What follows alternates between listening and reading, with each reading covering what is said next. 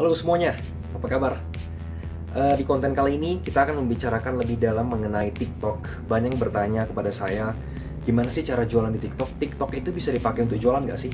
Nah, di video kali ini saya akan memberikan beberapa pendekatan pendapat saya mengenai TikTok bisa dipakai untuk jualan nggak sih? Semoga bisa berguna. Ayo kita simak bareng-bareng.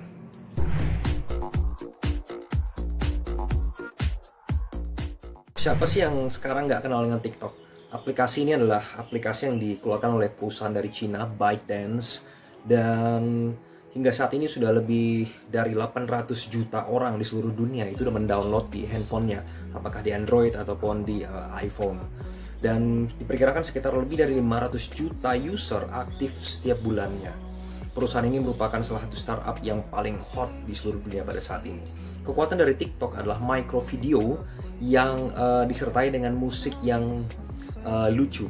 Jadi sebenarnya aplikasi TikTok ini disiapkan bagi generasi-generasi berumur 18 sampai dengan 24 tahun untuk membuat sebuah konten yang ringan, yang lucu, yang membuat orang itu tidak bosan untuk melihatnya. Jadi sebenarnya kekuatan TikTok dibandingkan media Instagram ataupun media story yang lain, Facebook Story, Instagram Story itu sangat berbeda. Karena peruntukannya ini lebih kepada membuat konten yang micro video tapi mempunyai dampak viral yang sangat tinggi. Nah, banyak orang bertanya apakah bisa TikTok dijadikan alat jualan. Nah, jawabannya sebenarnya bisa dan tidak bisa kalau menurut saya. Dalam artian begini, sosial media adalah alat-alat yang digunakan bagi kita pemasar online untuk mempromosikan produk kita. Karena akhirnya produk kita orang harus beli apakah ke website kita ataupun lapak Anda di e-commerce, misalkan seperti di blibli.com, Lazada, Zalora, dan lain-lainnya. Sosial media sangat ampuh untuk dapat membawa lebih banyak user datang ke web page Anda. Jadi TikTok digunakan untuk dapat menciptakan brand awareness dan juga engagement. Nah, ada beberapa tips dari saya yang mungkin dapat Anda gunakan bagaimana kita dapat menggunakan TikTok secara efektif untuk berjualan. Yang pertama, kolaborasi dengan influencer di TikTok yang sudah mempunyai follower yang cukup banyak dan dia bisa membuat konten yang sesuai dengan karakteristik produk Anda. Carilah user influencer yang mempunyai segmentasi minimal sama dengan brand Anda. Misalkan apakah dia memang menyukai di bidang fashion dan ada produk fashion, gunakan dia untuk dapat menyampaikan secara lucu, secara simple, secara casual mengenai brand Anda. Paling gampang kita mencari influencer yang ada di TikTok dan kita bekerja sama dengan mereka. Ya memang sepatutnya mungkin kita bisa bayar ataupun kita menggunakan barter dengan produk kita. Akhirnya mereka akan membuat sebuah micro video untuk mempromosikan produk kita. Tujuannya adalah pada saat kita menggunakan influencer, kita mencoba untuk dapat berbicara dengan follower-follower mereka yang mempunyai karakteristik sama dengan influencer tersebut ataupun dengan produk kita. Dan rata-rata pengikut dari influencer tersebut sudah mempunyai trust, kepercayaan kepada influencer tersebut terkait apapun yang dia sampaikan.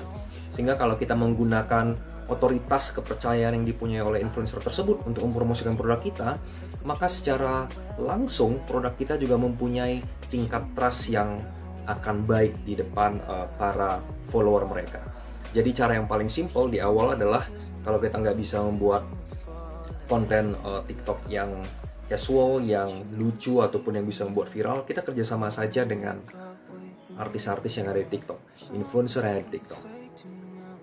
Yang kedua, jika Anda berkeinginan untuk membuat sebuah konten TikTok sendiri, maka pastikan konten Anda itu simple, tidak terlalu lama, mungkin 15-60 detik, dan itu gampang untuk ditiru oleh konsumen pada saat mereka ingin melakukan seperti yang Anda lakukan di video TikTok Anda.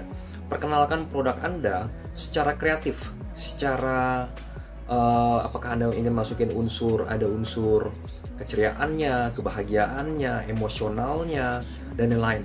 Masukin dalam sebuah video yang singkat itu, bagaimana memperkenalkan produk Anda secara kreatif.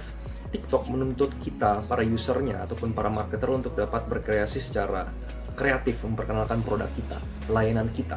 Jika Anda adalah produk kuliner, maka bagaimana Anda menampilkan proses menyampaikan produk makanan Anda itu, minuman Anda itu, hingga jadi ke user dengan cara membuat sebuah konsep video TikTok yang sangat casual, yang orang tuh gampang mengerti bahkan mungkin lucu.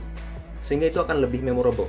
Karena produk-produk yang kita sampaikan secara emosional itu akan lebih diingat dibandingkan kalau kita hanya menggunakan secara logika ataupun secara kualitas produk dan harganya saja. Ketiga, kita menggunakan teknik User Generated Content atau dalam dunia marketing dikenal dengan singkatan UGC.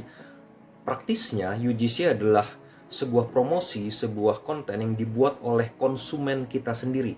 Misalkan pada saat mereka datang ke restoran Anda, mereka membuat sebuah video TikTok singkat mengenai bagaimana cara mereka mengolah makanan Anda itu dicampur dengan bumbu, dicampur dengan sambal. Misalkan setelah itu mereka memposting sambil dimakan ya, mereka buat video. Nah, brand yang kita gunakan adalah konten-konten tersebut kita posting kembali di akun media sosial kita supaya dapat diperkenalkan kepada masyarakat lebih luas. Pada saat konsumen kita tahu konten mereka digunakan kembali oleh brand tersebut, itu akan meningkatkan engagement yang terjadi.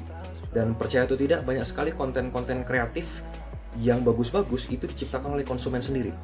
Sehingga kita nggak perlu capek-capek untuk membuat sebuah video konten yang kreatif itu seperti apa. Kadang-kadang kita bisa menyertakan berkolaborasi sama konsumen, biarkan mereka membuat konten, setelah itu kita akan reposting ataupun berikan reward bagi video-video yang paling kreatif menurut Anda. Itulah tadi User Generated Content atau UGC. Yang keempat, yang mungkin sudah kita kenal, yaitu buatlah sebuah hashtag challenge. Anda buat hashtag challenge untuk brand Anda, ajak konsumen untuk dapat meramaikan challenge yang Anda buat tersebut. Berikan reward bagi user ataupun konsumen Anda yang dapat membuat video yang paling kreatif ataupun yang paling banyak dilihat oleh orang. Hashtag challenge ini bisa dibilang sangat powerful, apalagi kalau Anda bekerja sama dengan influencer-influencer yang mempunyai basis penggemar kuat di TikTok. Jadi kalau Anda punya sebuah brand fashion, coba buat hashtag challenge yang berkaitan dengan produk Anda ataupun brand Anda tersebut. Begitu juga kalau misalkan Anda punya bisnis restoran dan bisnis otomotif yang lain-lain, kita bisa membuat sebuah hashtag challenge yang berkolaborasi dengan konsumen untuk berlomba-lomba membuat challenge video yang kreatif, yang lucu, yang viral, dan sertakan juga influencer untuk dapat ikut serta supaya dapat memperbesar coverage ataupun awareness yang terjadi dari hashtag challenge Anda tersebut. Yang kelima, yang terakhir, tentu saja kita ngiklan lewat TikTok-nya langsung. Sekarang TikTok sudah mengeluarkan aplikasi iklan mereka, dan sampai saat ini video ini dibuat dan ditayangkan, itu ada 4 jenis iklan yang mereka tawarkan. Nah, saya akan membahas mengenai TikTok Ads ini lebih jauh nanti di konten berikutnya. Apapun yang Anda inginkan dari keempat jenis iklan tersebut, itu harus disesuaikan dengan objektif dari campaign iklan itu seperti apa.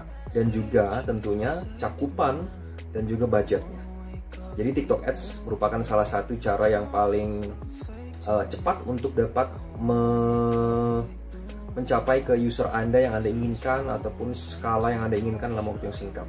Tentunya ini mempunyai budget yang Anda harus input ke dalam akun TikTok Anda. Ya, teman-teman, demikianlah 5 tips dari saya mengenai bagaimana caranya menggunakan TikTok untuk dapat mempromosikan ataupun jualan produk Anda. Dan tentu saja digital media adalah media yang terus berkembang, yang akan terus mengalami perubahan. Jadi harus tetap update, teman-teman, karena apa yang kita terima pada saat ini bisa saja berubah nanti di masa depan karena saking cepatnya perubahan digital. Saran saya, teman-teman, tetap kita harus belajar dan melihat apa perubahan yang terjadi di pasar user Anda. Kita harus segera adaptasi. Itulah konten kali ini, semoga ini berguna. Kalau Anda rasa berguna dan ingin di-share, silahkan sekali. Saya sangat terima kasih. Jangan lupa subscribe. Sampai ketemu lagi dan jaga kesehatan Anda.